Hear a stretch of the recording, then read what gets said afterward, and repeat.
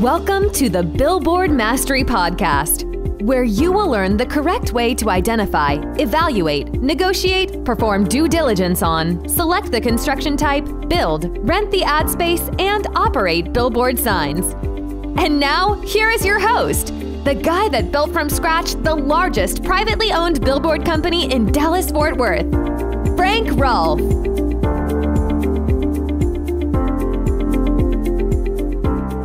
A good billboard is one in which the ad is highly visible, dominant on the horizon, something that every driver down the highway definitely looks at, but you don't want to say the same about your billboard structure.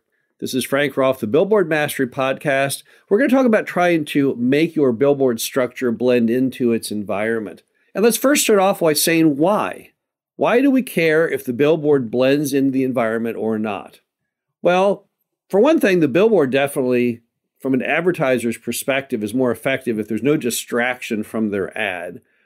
But that's not really the important item. What's important is you want the billboard to look good on the property, because that's what you need if you want to have a lengthy ground lease to have the billboard there coupled with its renewals. Because when you own the property, what your dream is to get money for nothing, get that check from having that big metal pole or that series of telephone poles on your land without interfering with the land itself and whatever else you do with it. Because billboards are typically just a side hustle for most property. So the regular property, it's bread and butter. The big dollar item is maybe the big commercial building on there that someone rents. That's where the money is. But they don't really make that much money off the sign by comparison. They like the side hustle, like someone maybe driving for Uber when is in addition to their day job, but they're not going to sacrifice, in this case, their day job just to have that little extra sideline of billboard money. So if we all agree that making the billboard blend in is important, what are some things that you can do as the billboard owner to accomplish that? Well, the first is your positioning of the sign. That's the first spot to begin. You cannot have the pole in a position where it negatively impacts the operation of the property beneath it. If, for example, you had a tenant in a commercial building where the sign goes, or in an auto body shop, you can't have the pole in the middle of where the door is where they drive the cars in, right? So you have to make sure you figured out what is the spot that you can put the pole or poles that will cause the least disruption. That's why they invented such types of billboard constructions for monopole signs, such as the offset and the full flag, because the goal was to get that sign right in the corner of the property where it can't possibly bother anybody because the building setback is far beyond where the pole goes. So step one is you figure out where you can put the pole or poles that does not cause any operational issues to the property owner. But what comes next is trying to figure out what we can do with those pole or poles to make them not as impactful from the property level. Because when you're on the property, all you want to see is basically nothing, or what appears to be tree trunks compared to what's up above. Because when you're on the property, you don't look up 50 feet, you don't care. All you care about is what you see from basically ground level up to maybe, 10 or 15 feet in the air. So the first thing you want to do is you want to paint the sign to blend into nature. People have violated this pact in the past, always with bad, unintended consequences. There's an operator once who decided to paint all of his billboard structures a bright chartreuse color. Property owners hated it. It made their properties look bad, and so subsequently they painted over it. Today, most billboard poles are painted a brown color. Why? Because we want them to look like tree trunks. So if you have a giant tree on your property, what color do you normally see? Brown.